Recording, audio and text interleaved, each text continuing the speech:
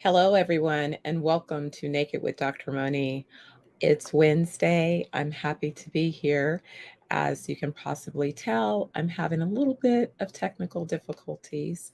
I'm looking to work through those real time while we go live, and we have so many exciting things to share.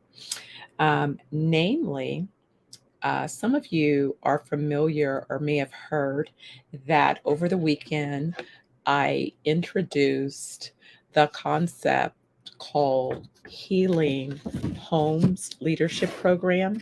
So I want to talk to you a little bit more about that particular program and share with you my why behind developing this program. This is definitely something that was given to me by the Almighty and the ancestors in terms of an assignment of information that would be beneficial for many people if brought forward.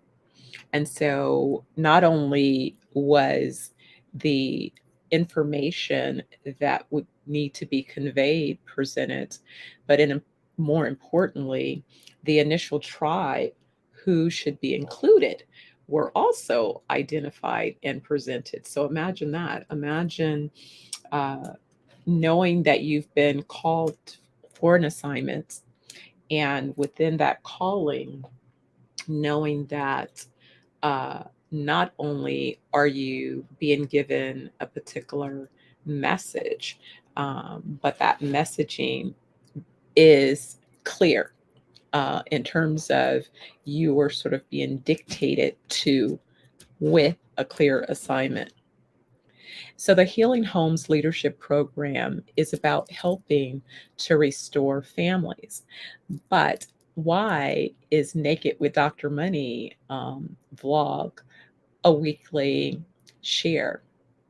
It is a share because it was my goal to bring some understanding of what the behind the scenes process of building a business looks like. For some people who've not done so before, for others who have, but also need to consider um, scaling those ventures, taking them to the next level. I know that a lot of people have become involved in business entrepreneurial ventures from the standpoint of being solopreneurs, which is wonderful, but it's not the only way. It's not the only way uh, to build an organization. And so let me see, I'm looking to see. Aha, okay, I have audio on my other device. So let's see if I can go ahead and replace one with the other.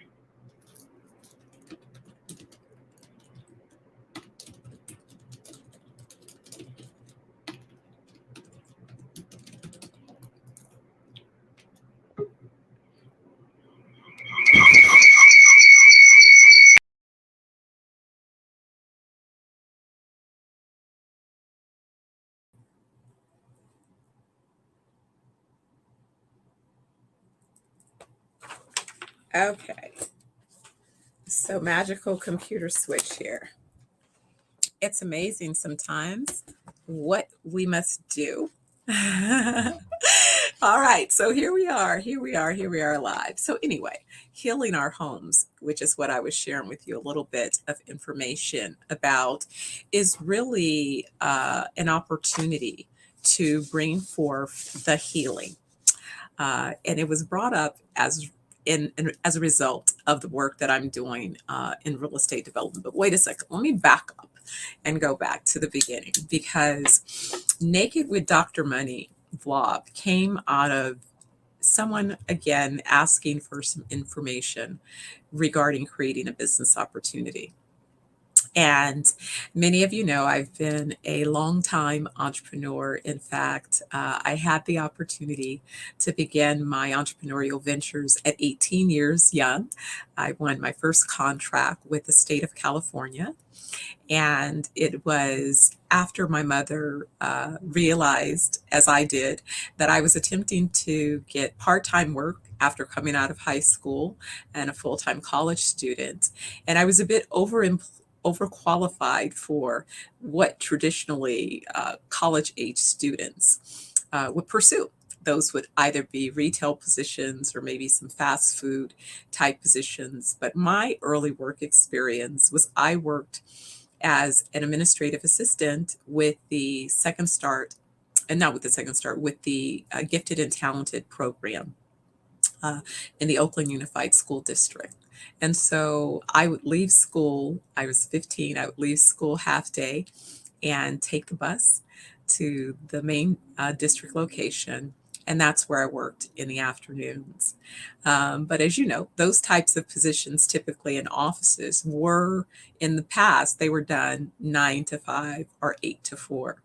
So if you needed work after that time, evening, then you had limited options for how you could gain that employment. And so it was sort of that kind of reality that I was facing. I was in college full time now, and I was going to college during the hours that I would have previously been available to work. And so my mom saw this RFP. She felt that I was qualified for the RFP. And so she presented it to me and helped me in presenting and responding. And I wasn't the first check, but I was a finalist. And it turns out that the first party who was offered the contract at the time was not available. So the next in line was me. So I won the contract.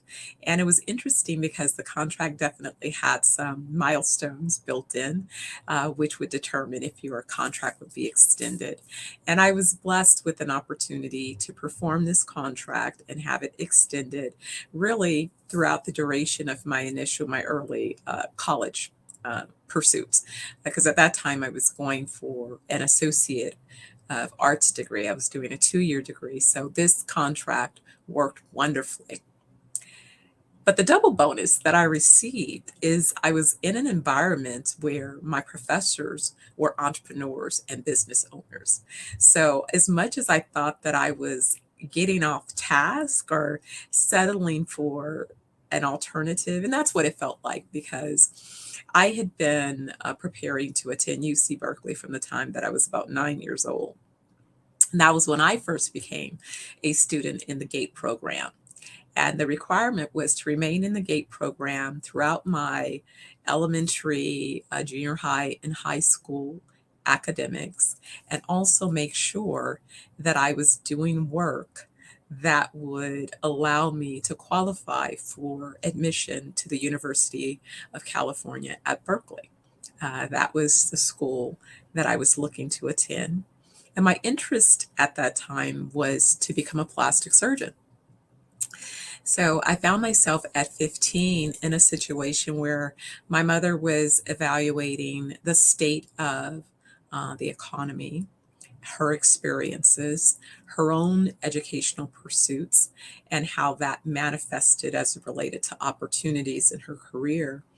And she was feeling a little bit, concerned. She had lost, if you will, a bit of faith in what she thought the educational opportunities would provide at that time, as well as the reality of just needing support to make sure that she could meet the mortgage payments. And so she asked me if I would forego going to Berkeley and pursuing a medical career, which would have required several more years of concentrated study before I would be able to begin earning income based on those studies. So I agreed. I was a little disappointed. I felt like if she had that bright idea, she could have told me a few years sooner, and I wouldn't have had to take all those gate classes. I could have taken regular classes and cruised and parties like, some of my classmates. But instead, I had stuck to the hard discipline of, doing the extra work, doing the hard work, and dealing with all of those things, learning how to manage my schedule and all of those things very early, which I don't regret because those have become the keys, the pillars upon which I've built every opportunity. So anyway, so that was my beginning, is getting involved, creating that business opportunity, and then moving from there into the corporate world once I finished that 2-year degree. Only to realize very early on that some of the spaces that I was entering as a young executive were still not spaces that welcomed many uh, African American women into leadership roles. So I learned pretty quickly that I wasn't welcome in many of those environments as a leader. And so, thankfully, I was okay with that because I discovered that I really felt that I was much more qualified to be my own entrepreneur and to chart my own path. But at the same time, as with anything, you feel like we all need to gain experience and insight because you don't come with everything that you need in order to make your successful journey. So I still wanted to learn some things, things that you could learn and gain from having an opportunity to work in corporate environments. And I did. I did because I went into those environments with a very clear understanding. And that was, I came in looking at how organizations were structured. I sort of created my own hypotheses about business success very early on. And so I wanted to study organizations that had successfully transitioned from the initial founders and had become sustainable organizations. And so at about 20, that was, if you will, my quest along my corporate and entrepreneurial journey was to identify organizations that had successfully become sustainable, and especially where there were blue chips. Like I was really fascinated with IBM, hundreds year old plus organization. And you think about that's what's necessary if we're talking about creating generational wealth and sustainable outcomes, right? Is you have to exist for a long enough period to get to a mature stage of operations. But as a mature organization, you have to recognize that at a phase of maturity, the organization must continue to reinvent itself by investing in new innovations and taking into consideration market opportunities. So you're always looking at what's happening in micro and macro market environments and how those environments are going to impact not only your particular organization, but you're looking at not only internal but external stakeholders to your organization and how they may be impacted as well. It's not enough to think that you, as the employer, your decisions only affect your organization when you have employees and others who are impacted by global macro market concerns. Those concerns become yours because every organization is made up of people.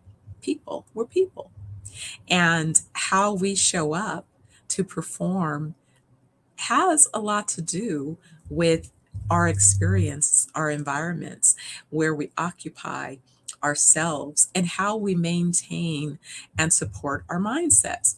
So, why this vlog was important is over the years, I have occupied a few key sectors, but within those sectors, I've had the opportunity to work with a diverse set of other organizations that represented multiple sectors.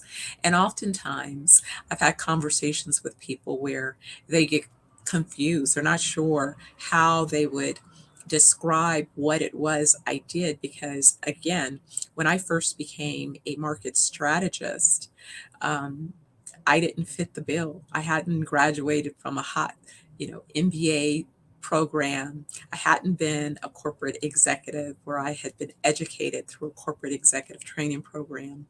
I was fresh out of high school, fresh out of a 2-year AA degree, and fresh out of my first couple of years of entrepreneurial experience, and now transitioning from corporate experience back into an entrepreneurial venture.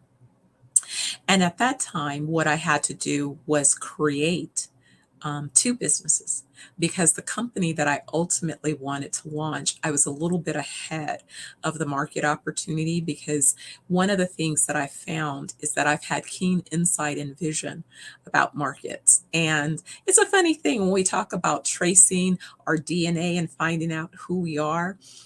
There are certain pillars that I noticed that were part of my, kind of superpowers. One, I came from a family who at the basis are possibly more mathematicians. We're math and science, so you have a lot of physicians, scientists. My great grand uncle was a real estate investor. Before that was sort of a lot of what people talked about. And we would marvel at his ability to calculate everything to a cent. He was a walking calculator. That was a skill that I was proud to share very early on. But also, my mother became a brilliant communicator. So she had outstanding writing and artistic skills. And so, although the schools early on would segment you based on your math or your communication skills, my mother made sure that I had both. I had the communication skills along with the math skills. So that gave me some secret superpowers. When I was in college doing the finance, accounting, I was able to nail that part of the experience, as well as developing and articulating strategies and identifying images and things of that nature. I still, to this day, operate from that standpoint where I'm able to not only think of a strategy, but begin to assign a visual interpretation of that strategy and how it might be applied. So, anyway, just kind of some background and understanding those things. But the ability to be a strategist really required very early for me, since it wasn't sort of assumed that I was sort of qualified to be that. I had to continue to prove myself. So my early clients, many Fortune 500s, I would get sort of the problems that needed to be solved. They throw me their problems, and I was frustrated because oftentimes those projects were going to be eliminated. So they're like, oh, well, we'll give it one last go. We'll toss it to Stephanie and see what she could do with it. And I really became a great problem solver. I'm grateful for that now, because early on it seemed, why do I keep having problems to solve, problems to solve? Well, guess what? That was early training and development. And what allowed me to take on those challenges was very early on, I started investing in my mindset.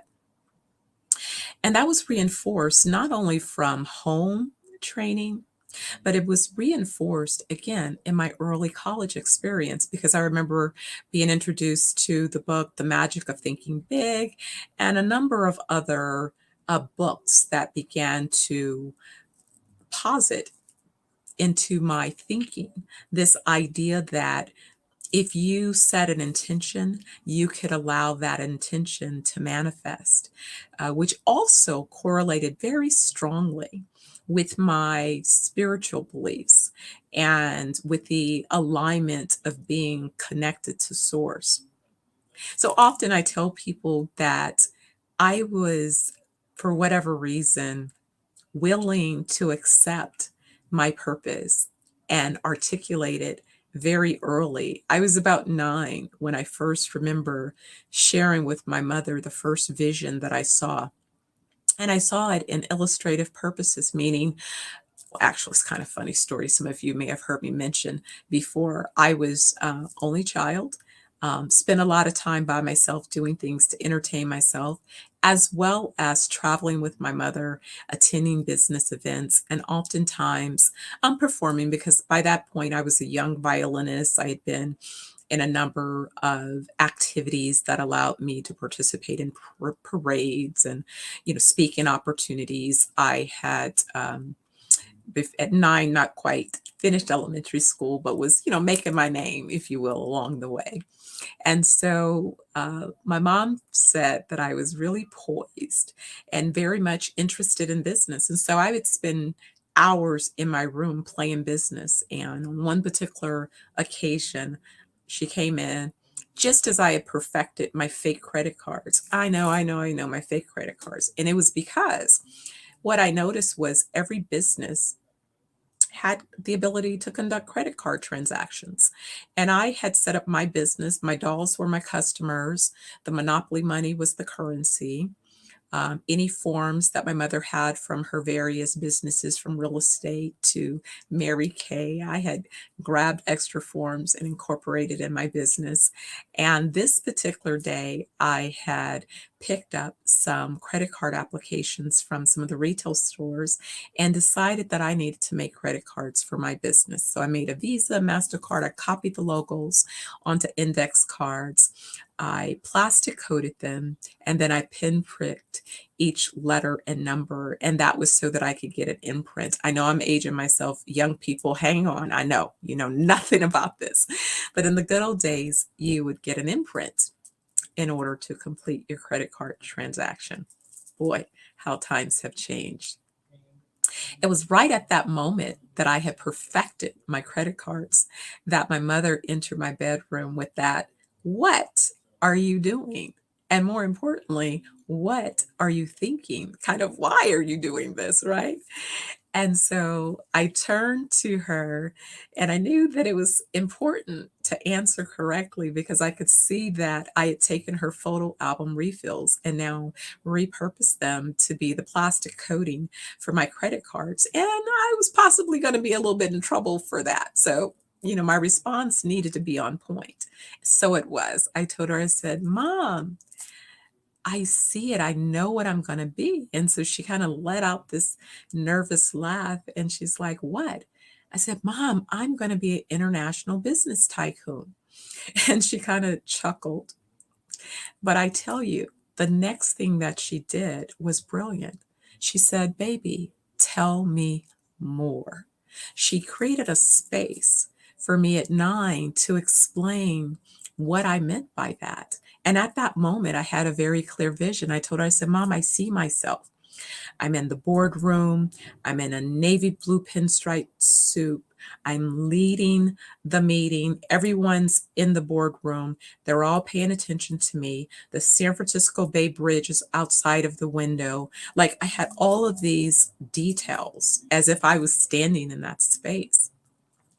And it's amazing how the Almighty and ancestors will feed you very specifics. I mean, when I talk about this healing homes, when I talk about the impetus behind my global wellness resorts, that didn't just start in the last few years. I have been building on this development over the last 40 years. 40 years of my work has led me to this opportunity. And in order to be here, it was really activating that first vision. And so my mother gave me permission to explore it and to be it. She didn't say, "No, you couldn't." She didn't say why. She didn't question anything about the vision. She accepted it as I presented it. And she went right along with it. I guess she wasn't surprised then why at 18 I would be led to start a business. Why by 27, I had created a JV that allowed my company to be a $250 million backed multicultural agency with 8 offices, 400 employees, at a time that I was the youngest on my staff. And I had attracted some of the best talent from around the country of marketing and advertising and creative direction talent that typically was isolated to limited environments, in terms of general market agencies at that time.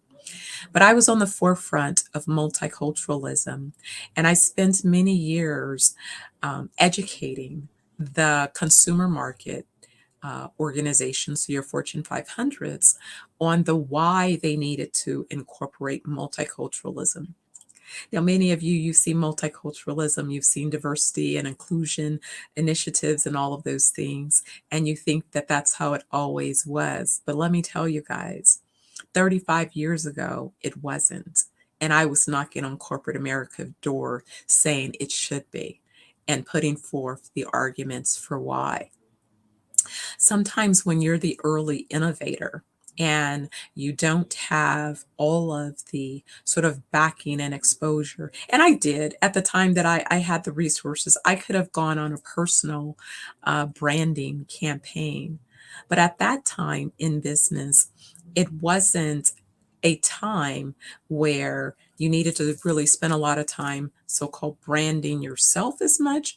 It was important to, from my lens, to be effective in branding my clients.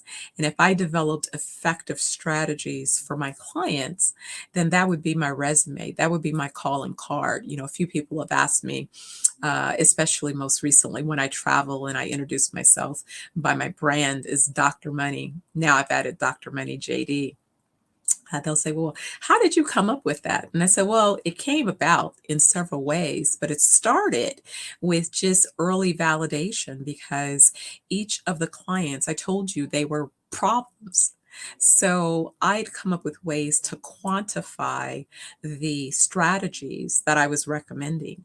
And one of the ways that we would quantify was having effective call to actions and then being able to chart performance. Again, that mathematic brain came in handy as a strategist because I would add a method of quantifying before we had all of the tools. In early days, that means that sometimes we had to create from scratch databases, DBase. So I was involved in that, in the early days when I was 15.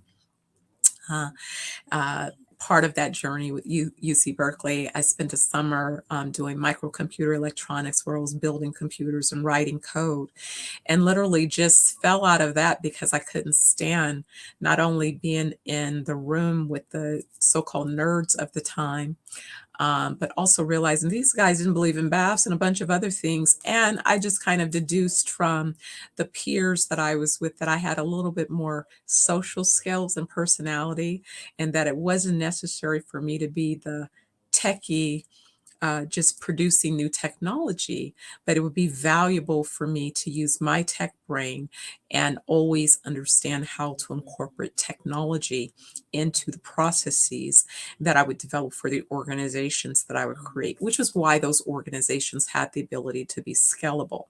Again, that was always my passion, building scalable organizations. The organization that I'm creating now, I envision a time where we will have hundreds of thousands of employees around the world. But the reason that I know that we can do that successfully come from my early experiences of my advertising agency with 400 employees and 8 offices around the country, and knowing what that looked and feel like and what was required in order to make those types of opportunities come into pass.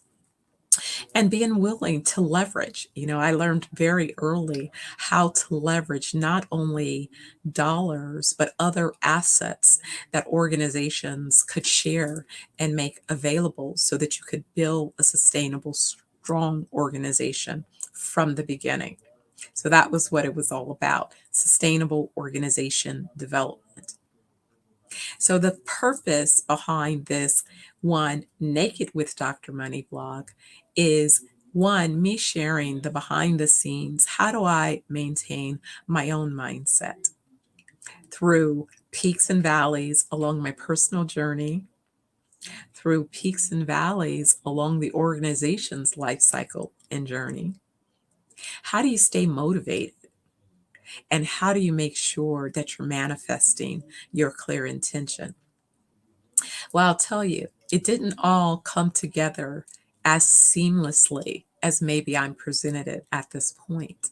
There were definitely times in the valley and times in the wilderness where I thought I was off track, where I thought I was lost, where I thought I don't understand why I'm on this path. But it was at those moments that my mindset allowed me to make decisions to say that I'm willing to learn, because that's something that I knew that I love to do. I love to learn. So as long as I could identify an opportunity for learning, then I could take on whatever challenge was being presented. And in many cases, it seemed like, again, another set of problems. But because I developed my problem solving muscles, I'm not intimidated by solving problems. In fact, oftentimes I equate my brain and how my mind works. I don't know if many of you remember the movie A Beautiful Mind starring Russell Crowe. Remember, he was a mathematician and he would walk and just see math formulas and calculations. My brain works in a similar fashion, except around business. And now, most recently, as I've opened myself up to resume thought leadership around mindset and having more conversations with other entrepreneurs and leaders that would like to be effective in their development, I'm having more conversations where I'm able to help them with healing around emotional trauma that without a mindset or paradigm shift will become impediments for the next level of successes. But my primary focus over many of the last 4 decades, 5 decades, have been about focusing on building sustainable organizations. And it was with that same intention that forced me to realize that I had to take a step back and bring two pieces of my existence together in one particular way. And that being the Naked with Dr. Money vlog. Yes, the personal branding part, while the corporate branding is happening, as well as this new series about healing our homes, which is aimed at, again, helping entrepreneurs and executives in particular that may be at a point where you've hit concrete ceiling, or you may be at a place where you're okay, but you know there's more. You know that there's more to your purpose than where you are presently, but you're not really sure how to make an adjustment. You're not really sure if you want to rock the boat, right? Because sometimes being willing to take on a new challenge often requires the willingness to release something that you've become competent in. I know that journey because it really has been a few set opportunities that I can say make up the framework of my experience. So, my first pillar was as a founder, entrepreneur in the advertising and marketing communications space. My second pillar, I moved into real estate development, and that was because while an executive in the advertising and marketing space, I had the pleasure of both being introduced to the National Conference of Black Mayors. Again, I was about 19 or 20 when I gave one of the keynote addresses to the National Conference of Black Mayors that was held in Oakland as a result of my involvement with, at that time, an entrepreneurial program started by Kathleen Sullivan. It was YES, Youth Entrepreneurial Services, were those of us who were under 30 and launching entrepreneurial ventures were part of this tribe where we were given not only tools, but we were given access to mentors who were the current business leaders in our community. Some of my mentors included Art and Fraser Scott, they owned one of the top catering companies. Carol H. Williams, still owns one of the outstanding advertising agencies. Al and Karen Gilbert, they owned multiple businesses. I remember their business in Sausalito and in San Francisco. Just seeing them as not only competent entrepreneurs, but professional executives, kind of on a parallel path. And then there's many more, of our tribe. There's some of us who I see still out there, Danielle Smith. She's probably someone that many of you follow if you paid attention in any way to music in the hip hop community. Danielle was definitely part of that cohort, and many, many more. Again, for any names that I forgot to mention, it's not an intentional forget. There's a lot of us who had the opportunity to be part of these cohorts. And as a result of these cohorts, we're able to build our organizations. My dear friend, Cynthia Bobo, and I, she at the time had launched a graphics company. So where I talked about being able to add the visuals to the strategies, Cynthia and I collaborated on numerous opportunities. In fact, every time I met with a client, thought about, how I was going to be able to contract with Cynthia as well, to help provide a visual for those opportunities. So when I think of it along the way, I have definitely not only been able to create opportunities for myself, my organization, but I've been the conduit for opportunities for many of my colleagues as they have attempted to create and scale their own organizations. And that's one thing that I knew was a definite. If you go back through the list, whether you liked me or not, you probably made money with me. That part, Dr. Money, you made money. And my Fortune 500s, they definitely made money because that was one of the things we did. We tracked the money on purpose. I remember when I was consulting to Calcan, M&M Mars, and ended up on the procurement side advising them on their agency contracts because, of course, I knew what it looked like on the inside of an agency. So I could help them identify excess expenses that really weren't relevant in helping to procure the premiums and products. And then because of that, I was asked to take over the global procurement program and reposition it. And I remember at the time calling up my dear friend back then, Skip Cooper, who was over the Black Business Association, and saying, hey, I have an opportunity and I would like to train some of the Black businesses and give them an opportunity to become vendors for, at that time, Calcan M&M Mars, which was a multi-billion-dollar organization. And none of these businesses knew how to become vendors, nor were they on the vendor list. So again, I looked at opportunities. I've always looked at opportunities from, if you will, my corporate perch or my consulting perch to expand and create possibilities for others. So that hasn't changed. Different now is that I'm able to direct how we build out the supply chain and internally our value chain. So I've been creating opportunities of social impact initiatives for each of the markets we enter. So for example, when I went into Jamaica and said, we're gonna set up several opportunities in Jamaica, but in addition to that I wanted to offer an initiative where we train 100,000 entrepreneurs and farmers so that they could build more structure to their organizations. What that means is if you are offering yourself and your individual labor, there's nothing wrong with that. I applaud you for that. But I'd like to say that that is a start, because after your life, your physical life is no longer here on this side, is that something that you're able to leave as part of your family legacy?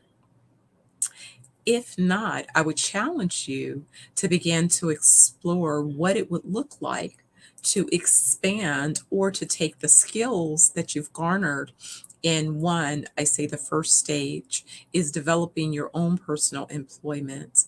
And then number two, advancing so that you could create employment for others. And number three, creating a supply chain so that you have vendors that have businesses and organizations where they're providing employment for others and helping them to grow and sustain as well. So I see myself in the future having opportunities. I'm a fan of the show The Billion Dollar Buyer, where he demonstrates his acquisition opportunities and allows smaller entrepreneurs to bid on different development projects for an opportunity to grow their organizations. I've done a lot of that over the last 40 years. Wow, 40 years, guys. I have been training and developing entrepreneurs. I remember having my very first workshop that I held at the Hyatt Regency in Oakland, which was one of my clients at the time. And on my panel, I had Aletha Carpenter. She was the general manager for KDI Radio. I had Stan Aber. He was the executive vice president for the Carol Williams advertising agency. And I had some other folks. But my workshop was introducing marketing concepts to small businesses. And I remember having my mother in the audience, and she was so proud. And I was proud, but it was just this idea of, wow, I had stepped into, these leadership roles very early on and had managed to get support and acceptance by many prominent people at that time who valued what I was saying. I guess I was saying it in such a way, and I was able to follow up my communication in written form. And more importantly, I was able to quantify my recommendations as well as track the outcomes financially, right? And oftentimes, being able to provide that completion is what allows people to become interested, enrolled, and engaged in whatever it is that you're planning to present and produce. So I was able to do all of those things at that particular time. And it began this journey. So over the 40 years, I've continued. I say after in Los Angeles, the Rodney King Civil Unrest, I trained about 5,000 businesses after that period on how to position themselves for capital. I speak a lot about capital. I speak about capacity. And I speak about customers, because if you don't have a clear understanding on your primary, secondary, or tertiary market customers, then chances are your business is going to struggle. And if it is that you find yourself in a situation that any one of your customers occupy more than 10% of your revenues, you may also be vulnerable if those customers face any economic adjustments or setbacks where they have to evaluate contracts that they've either previously let or might be considering for letting in the future. If you've been listening to any of the news, we've heard the results, the bounce back from the global COVID pandemic to moving into recession, seeing the market overheat, supposedly as a result of inflation, and therefore requiring economic policies to address the overheating of the inflation in the market to try to rebalance between supply and demand. And typically, what that means is that when there is too great of demand and sometimes a restricted supply, you begin to see the prices increase, especially around commodities. It's the reverse when it is that you have an influx of supply and maybe limited demand, then you begin to see prices retract. And so in business, it's all cyclical. So what you have to understand strategically is, how do I develop my business, my organization to adapt and adjust to those cyclical factors?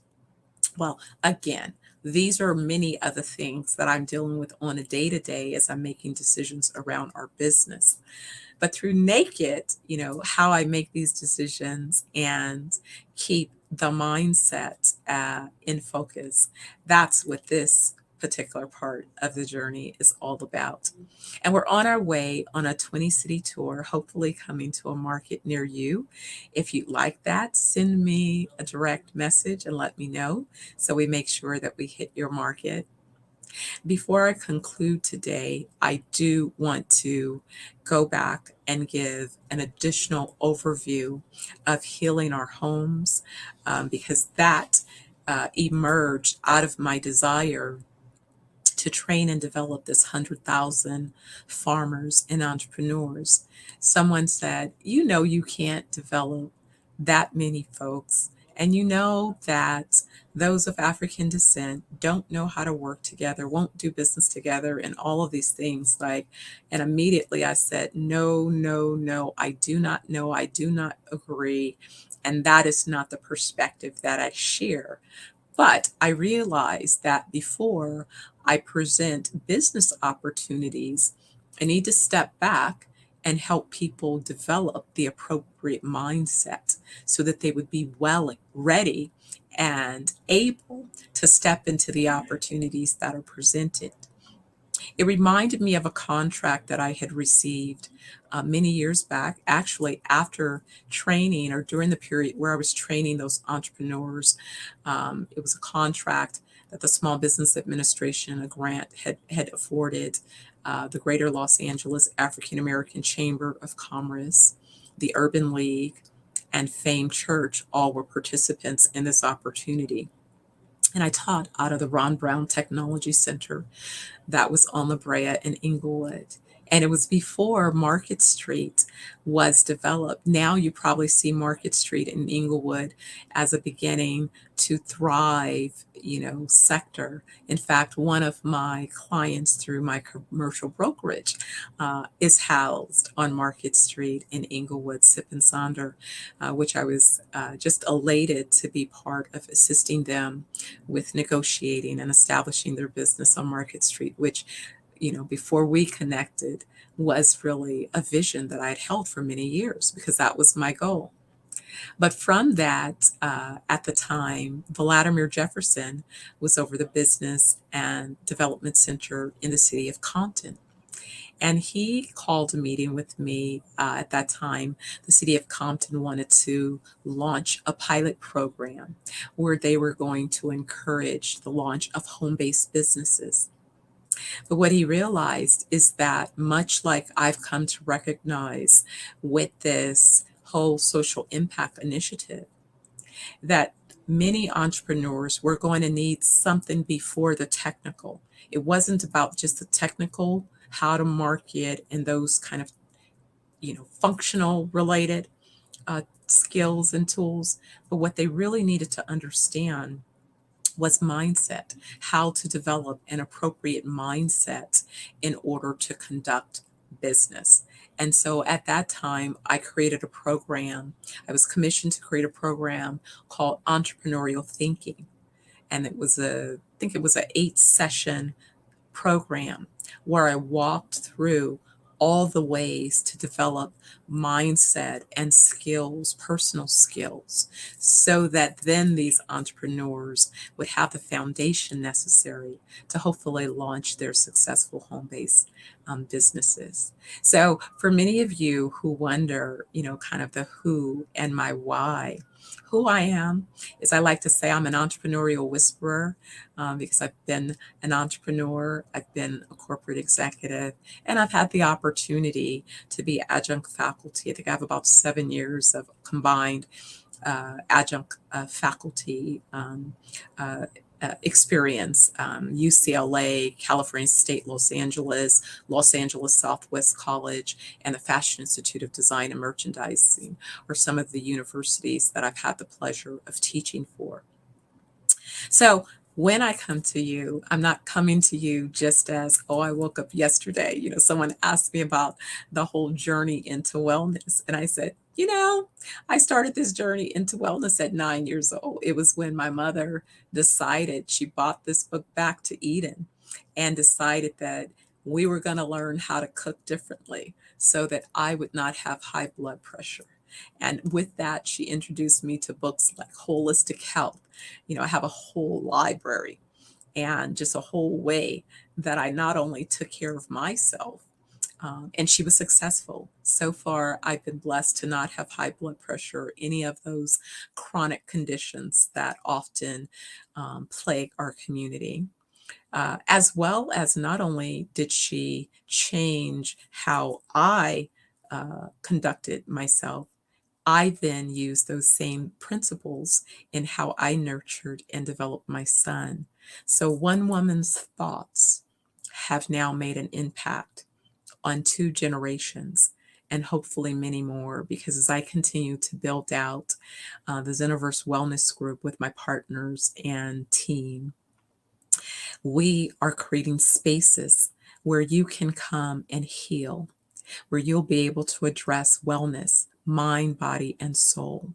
So if you want to, check out 420 Wellness Jamaica. That's where you'll learn more about our wellness resorts, and continue to tune in each week as I come to you and share with you Naked with Dr. Money, where I give a little bit of a look behind the scenes of how I, as CEO of ZenoVerse Wellness Group, maintain my own mind, body, uh, and soul wellness while encouraging you to do the same. And as I promised before I conclude, check me out on Sundays. I'm going to post the link for the Zoom where you can join in on our Healing Homes leadership program. And what that is HOMES, stands for Healing Our Minds, Emotions, and Souls. And this is where we share how we build our families so that our families have the strength so that we can build our economic outcome and build family wealth. So until then, I hope you'll join me next week. Again, it's Wednesday at noon Pacific Daylight Time, Naked with Dr. Money, also coming to a city near you. Take care, hug on you, and I look forward to seeing you next week. All right, guys, be well.